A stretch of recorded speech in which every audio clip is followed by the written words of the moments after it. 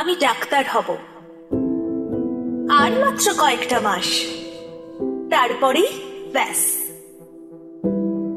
সবুজ শৈশব তখন তার কাছে সত্যি হচ্ছে ধীরে ধীরে। তখনও সে জানত না আরো কিছু কালো অন্ধকার রাত রয়েছে বাকি। পরিশ্রমী শরীরটা নিঃসঙ্গ মনে পড়ে রয়েছে বিশ্রাম কক্ষে। থমথমে চারিদিক। হঠাৎ কেমন উষ্ণ স্রোত বয়ে গেল বাতাসে। শীত নয়, গরম নয়, এ যেন অন্য অপরিচিত এক অনুভূতি। গায়ের লোমগুলো আর বশ মানছে না। কাঁটা দিয়ে উঠল স্পর্শকাতর প্রতিটা কূপ। ঘড়িতে চোখ যেতেই সেই অশনি সংকেত। দেওয়াল চিরে লাল রক্তে কে যেন লিখে গেছে রাত 11:30। কিছু বুঝে ওঠার আগেই কর্কশ একটা আওয়াজ, ধর বেটিকে! একটা নয়, দুটো নয়, সংখ্যা হতে থাকলো ক্রমবর্ধমান। 3টে, 4টে, 5টা। আমার চারপাশে ঘূর্ণায়মান হিংস্র ক্ষুধার্থ নরপিশাচের দল তীক্ষ্ণ দাঁত দিয়ে কারা যেন পা কামড়ে ধরেছে আমার।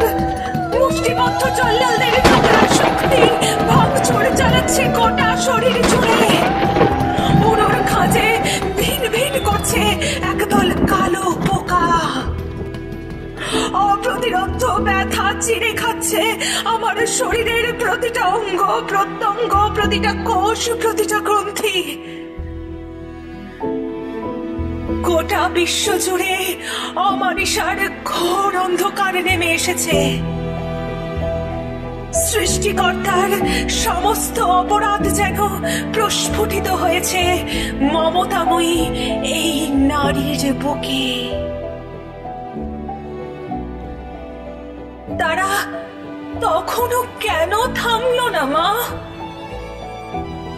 শেষে কাপুরুষসম এই পৌরস্য ভয় পেয়ে গেল দুমড়ে মুচড়ে ভেঙে ফেলাই নিথর শরীরটাকে।